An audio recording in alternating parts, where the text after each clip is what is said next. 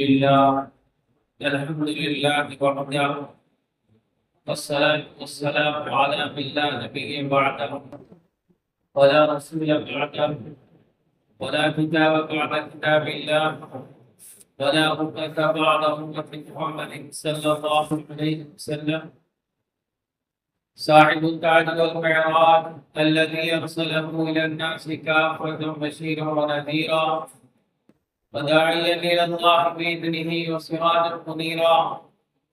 أما بعد فأعوذ بالله من الشيطان الرجيم. بسم الله الرحمن الرحيم. ومن أظلم ممن منع مساجد الله أن يذكر فيها اسمه وسعى في خرابها أولئك ما كان لهم أن يدخلوها إلا خائفين لهم في الدنيا خزي ولهم في الآخرة عذاب عظيم. وقال تعالى في مقام آخر إنما يعبد مساجد الله من آمن بالله واليوم الآخر ولم يخش إلا الله فعسى أولئك أن يكونوا من المهتدين. صدق الله العظيم وصدق رسوله النبي الكريم ونحن على ذلك من الشاهدين والشاكرين والحمد لله رب العالمين. وقال النبي صلى الله عليه وسلم أحب البلاد إلى الله مساجدها وأبغض البلاد إلى الله أسواقها أو كما قال صلى الله عليه وسلم. محترم حضور اور دوستو، السلام علیکم ورحمۃ اللہ وبرکاتہ. اللہ تعالیٰ کا بڑا ہی احسان ہے، کرم ہے کہ اللہ تعالیٰ ہم لوگوں کو ایمان کی دولت سے نوازا، جو سب سے بڑی دولت ہے. ایمان کے بغیر ساری دنیا کی ساری نعمتیں بیکار ہیں. اگر کسی کے پاس ایمان ہے اور دنیاوی اعتبار سے فخر و فاقے پر زندگی گزر رہی ہے اور اس کے پاس ساز و سامان کا کوئی ذریعہ، کوئی اسباب نہیں ہے، دنیا میں کسی بھی زندگی گزر سکتی ہے لیکن آخرت اس کے لیے بہتر ہو جائے.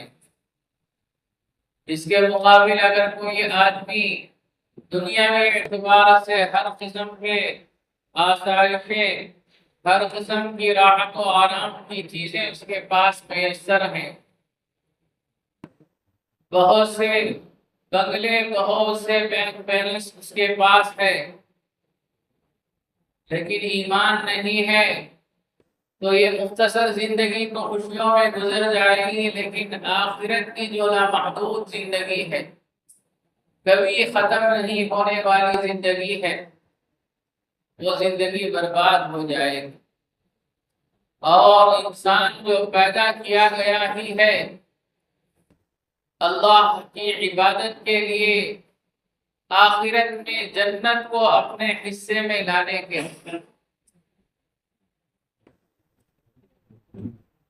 تمام تعریفیں اور ستائشیں اسی ذات عز و جل کے لیے ہیں جو تمام عالم کا پالنہار ہے. وہ جو چاہتا ہے کرتا ہے، اسے کوئی روکنے والا نہیں. درود و سلام نازل ہو ہمارے اور آپ کے آقا جناب محمد رسول اللہ صلی اللہ علیہ وسلم کا، آپ کے ازواج مطہرات پر، اہل بیت پر، آپ کے جانثار متبعین صحابہ پر، تابعین پر، تبع تابعین پر، اولیاء پر، شہداء پر، صلحاء پر، ہم تمام پر اللہ کی رحمتیں و سلامتی نازل ہوتی ہیں. میں نے آپ حضرات کے سامنے قرآن کریم کی 2 آیتیں پڑھی ہیں جس میں اللہ تعالی اپنی گھر کی نسبت بیان کرتے ہیں. انما يعمر مساجد الله من آمن بالله واليوم الآخر ولم يخش الا الله. بے شک وہ لوگ اللہ کا گھر تعمیر کرتے ہیں، اللہ کا گھر بناتے ہیں جو اللہ پر اور یوم آخرت پر ایمان رکھنے والے ہیں. اور وہ اگر ڈرتے ہیں تو صرف اللہ، وَلَمْ يَخْشَ إِلَّا اللَّهُ، تو کسی سے نہیں ڈرتے مگر ڈرتے ہیں تو اللہ۔ اللہ تعالیٰ ایسے کرنے والوں کی سرٹیفکیٹ کے طور پر فرمایا فَعَسَىٰ أُولَٰئِكَ أَن يَكُونُوا مِنَ الْمُهْتَدِينَ، ان قریب تم دیکھو گے یہی تو راہ راست پر ہوں گے، یہی ہدایت یافتہ لوگوں میں سے ہوں گے، یہی صحیح راستے پر چلنے والوں میں سے ہوں گے۔ اللہ تعالیٰ اپنے گھر کو بنانے والے کے لیے فرمایا یہ راہ راست پر ہے، یہ صحیح راستے پر ہے۔ اس سے ہمیں ایک بات معلوم ہوتی ہے، اللہ کے گھر کے تعلق سے جو بھی آدمی کوشش کرے گا، جو بھی آدمی محنت کرے گا وہ ضائع نہیں ہوگا، دنیا میں بھی ضائع نہیں ہوگا، آخرت میں بھی ضائع نہیں ہوگا۔ حضرت عمر رضی اللہ تعالیٰ عنہ کی حدیث ہے، حضرت عمر رضی اللہ تعالیٰ عنہ فرماتے ہیں کہ میں نے اللہ کے رسول صلی اللہ علیہ وسلم سے سنا ہے کہ اللہ کے رسول نے فرمایا جو اللہ کا گھر بنائے، یعنی کوئی آدمی مسجد تعمیر کرے اور اس کی نیت یہ ہو کہ اس میں اللہ کا ذکر کیا جائے، قرآن کی تلاوت ہو، اللہ اور اس کی رسول کی بڑائی ہو، تو سمجھ لے کہ اللہ تعالیٰ اس کے بنانے کے بدولت بنا من الجنہ، اس کے لیے اسی کے برابر یا اس سے بہتر اللہ تعالیٰ جنت میں سے گھر بنائے۔ اسی وجہ سے میں نے گزشتہ ہفتہ میں اسی بات پر بیان کی تھی کہ اللہ کے گھر یہ اللہ تعالیٰ کے محبوب جگہوں میں سے ایک جگہ ہے۔ اللہ تعالیٰ قرآن میں بہت سے جگہ فرمایا، اللہ تعالیٰ ہر مسجد کو کعبۃ اللہ سے جوڑا، ان اول بیت وضع للناس للذی ببکۃ مبارکہ۔ اللہ تعالیٰ سب سے پہلا جو چیز دنیا میں رکھا ہے وہ اللہ کا گھر کعبۃ اللہ، جو سب سے پہلا گھر بنا ہے وہ اللہ کا گھر کعبۃ اللہ ہے، اور کعبۃ اللہ مسجد ہے۔ اور مسجدیں یہ ایمان کے نشانات میں سے ایک نشانی ہے۔ مسجدوں سے محبت رکھنا یہ ایمان کا جذبہ ہے، اور ایمان اسی کو چاہتا ہے۔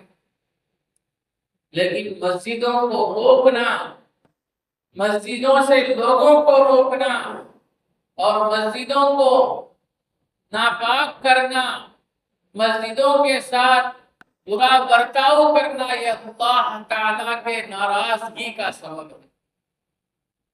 اللہ تعالیٰ کو اپنے گھر سے جو محبت ہے، ایک مرتبہ اللہ کے رسول صلی اللہ علیہ وسلم مسجد کو آ رہے تھے، دیکھا کہ کوئی آدمی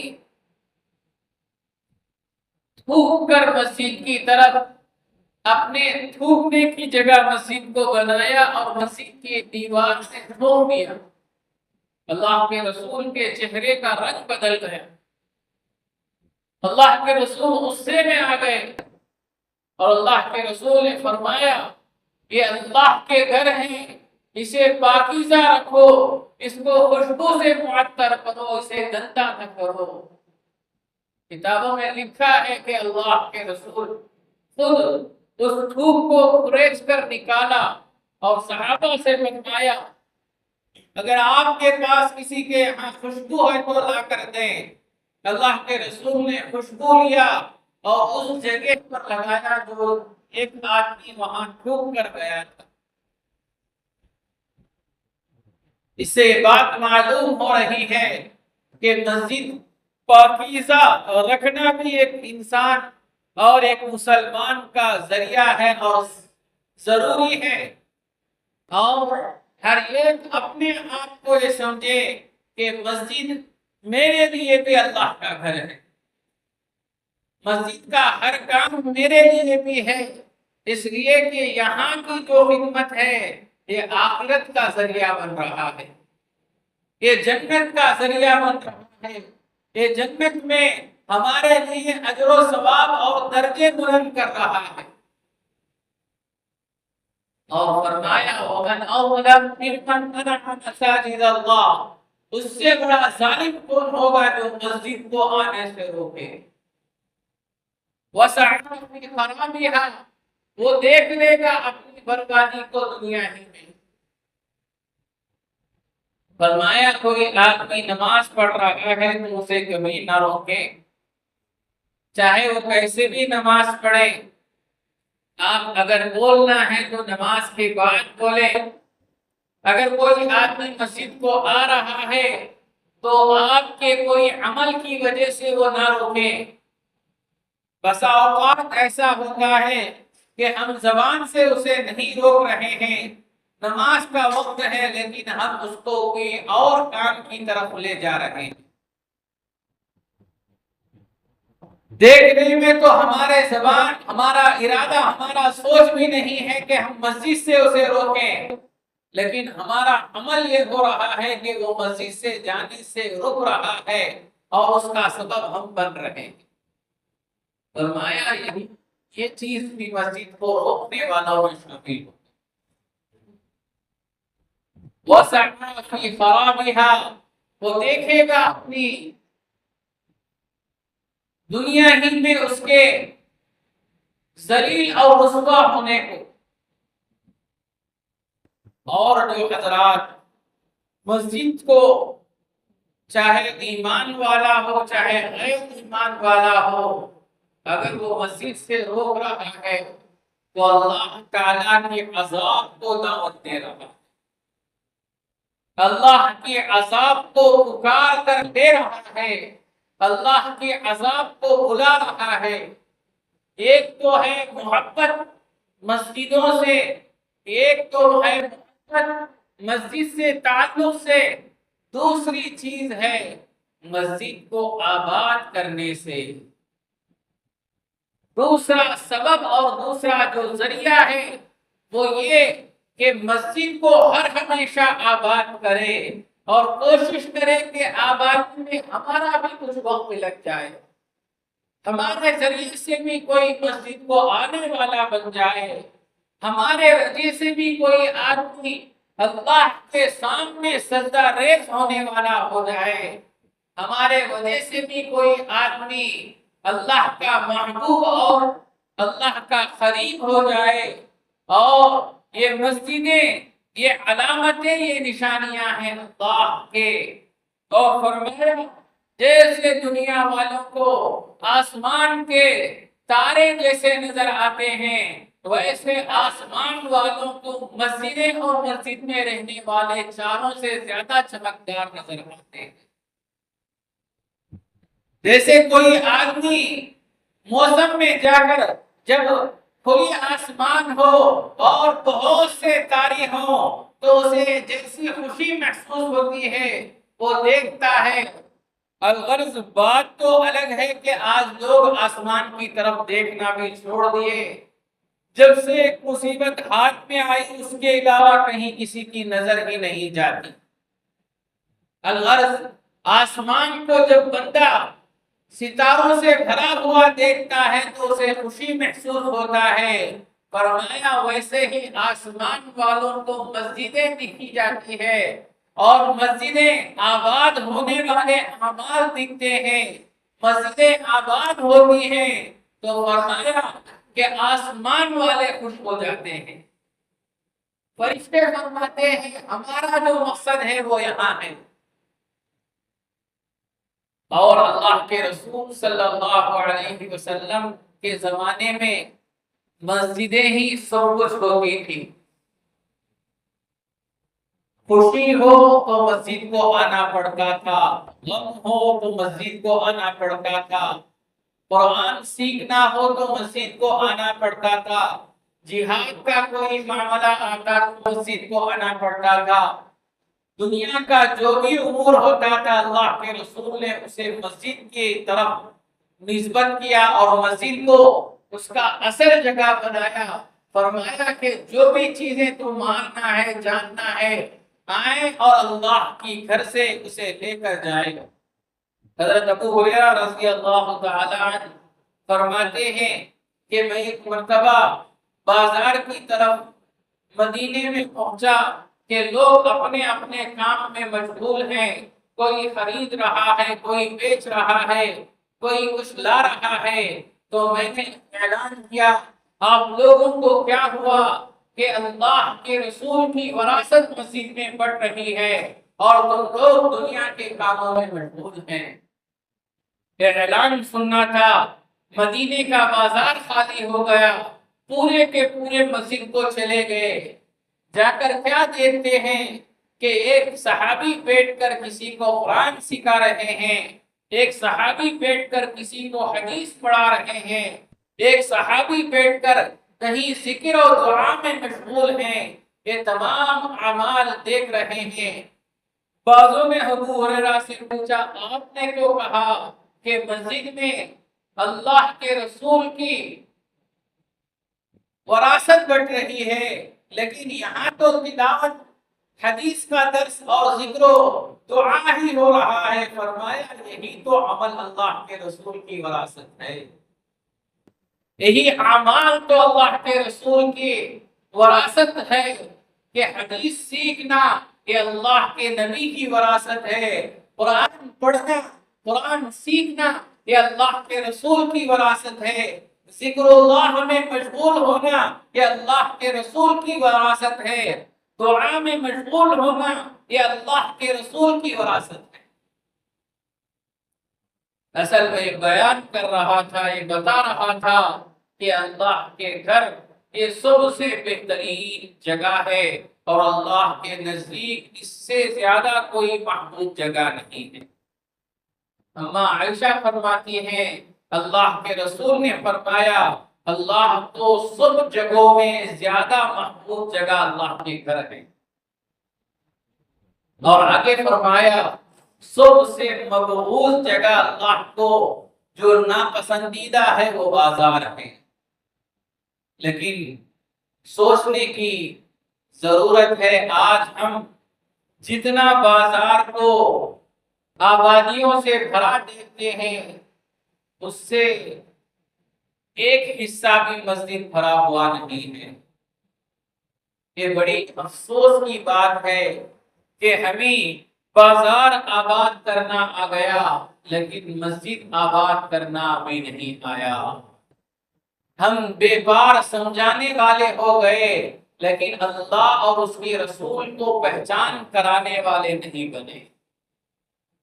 ہم تجارت کے ذریعے سے نفع کمانا سیکھ لیا لیکن عبادت کے ذریعے اللہ اور اس کے رسول کو لینا نہیں سیکھا۔ دنیا کا نفع ہمیں نفع نظر آتا ہے لیکن آخرت کا نفع، اللہ کے رسول نے فرمایا دنیا میں جو کہا ہوا سبحان اللہ ہے، کل قیامت کے دن جب بندہ دیکھے گا اس سبحان اللہ کو، وہ آدمی اسے افسوس کرے گا کہ کاش اور 2 مرتبہ سبحان اللہ کہہ لیتا۔ اس لیے کہ سبحان اللہ کا جو وزن ہے، سبحان اللہ الحمدللہ اللہ اکبر کا جو قیمت ہے وہ وہاں پتہ چلے گا، لیکن وہاں موقع نہیں ملے گا۔ وہاں آپ چاہیں گے تو بھی عمل کرنے کا آپ کو موقع نہیں ملے گا۔ کل قیامت کے دن ہر بندہ یہ چاہے گا اے باری تعالی ایک موقع مجھے دے دے، کچھ لمحات کے لیے مجھے دنیا میں بھیج دے، میں پوری جتنا بھی وقت ہوگا، جتنا بھی موقع ہوگا، سب کچھ تیرے نام پر لٹا دوں گا، سب کچھ تیرے لیے کر دوں گا۔ اللہ فرمائیں گے فیصلہ ہو چکا ہے، اب موقع نہیں دیا جائے گا۔ الغرض میں بات اپنی کہیں اور طرف لے کر جا رہا ہوں۔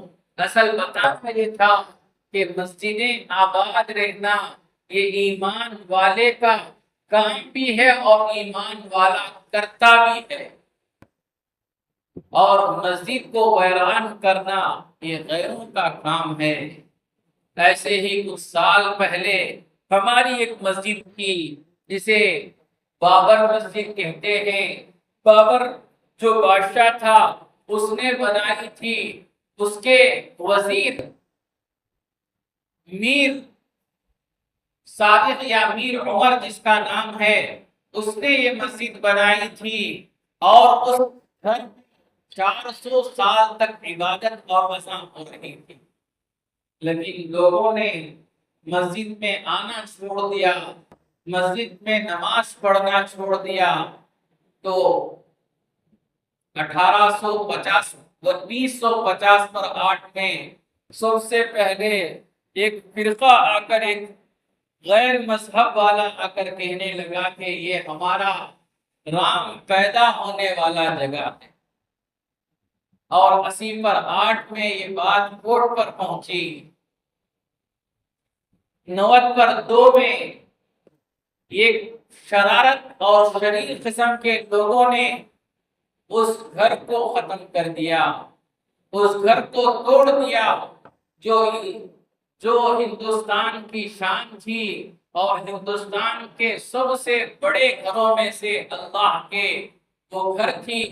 ہم جب تک رہیں گے یہ کہتے رہیں گے کہ بابری مسجد یہ ہماری تھی، اور یہ اللہ کا گھر تھا، اور قیامت تک اللہ کا گھر کسی پر تبدیل نہیں ہوگا۔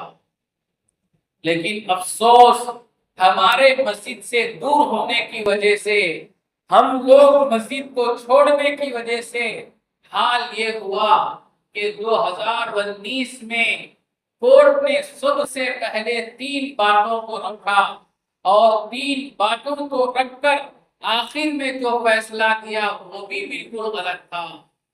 سب سے پہلے کورٹ نے یہ بات کہی کہ یہ جو مسجد ہے کسی کے مندر کو توڑ کر نہیں بنایا گیا تھا۔ کورٹ کا ایک فیصلہ ہے، آپ جا کر دیکھ بھی سکتے ہیں۔ پہلے یہ کہا تھا کہ یہ جو بابری مسجد جو کہا جاتا ہے کہ مندر توڑ کر بنایا گیا، یہ غلط ہے، یہ مسجد ہی ہے، اور یہ مسجد ہی کی جگہ بنی گئی ہے۔ اور اس کے بعد دوسری بات آئی کہ جو لوگ بھی 1992 میں جو توڑا تھا وہ غلط کیا تھا، اور وہ جو بھی لوگ کیے تھے وہ تمام مجرم شامل ہوں گے۔ ان لوگوں نے ظلماً اس مسجد کو توڑا تھا، لیکن افسوس کی بات جب کورٹ نے فیصلہ دینے کی بات آئی تو کہا کہ تمام چیزیں ہیں، لیکن ہم ہندوؤں کو میجارٹی دیکھتے ہوئے ایک گھر ہم ہندوؤں کو دے رہے ہیں، یہ رامر کے لیے دے رہے ہیں۔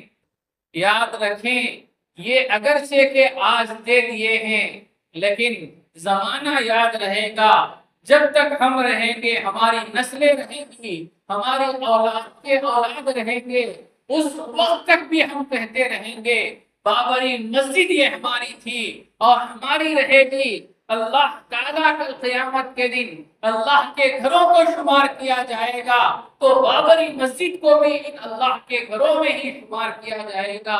اگرچہ کہ بنانے والے بہت کچھ بنا لیں، لیکن اللہ کا گھر کسی کو کسی بھی وقت کبھی بھی تبدیل نہیں ہو سکتا۔ یہ جذبات کو ہمارے دلوں میں ہر وقت رکھنا ہے اور اسے کبھی بھولنا نہیں ہے۔ یہ یاد بھی رہنا ہے کہ ہم کبھی بھی ہمارے کسی بھی گھر کو نہیں چھوڑیں گے۔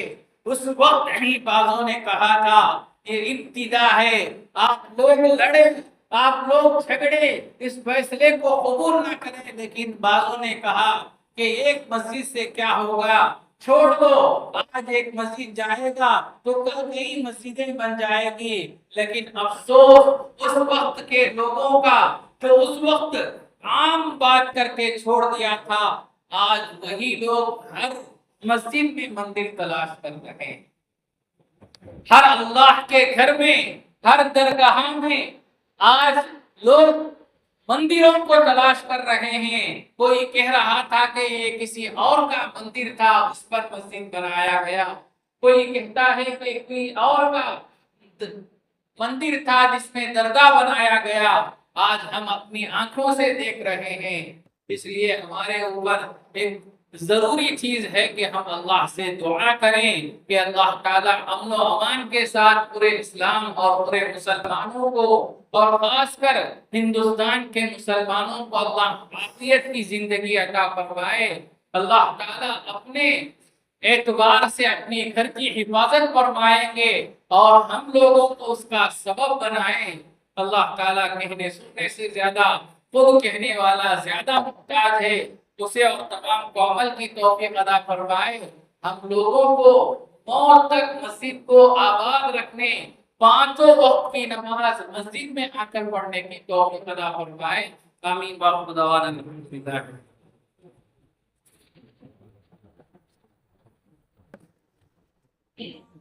Oh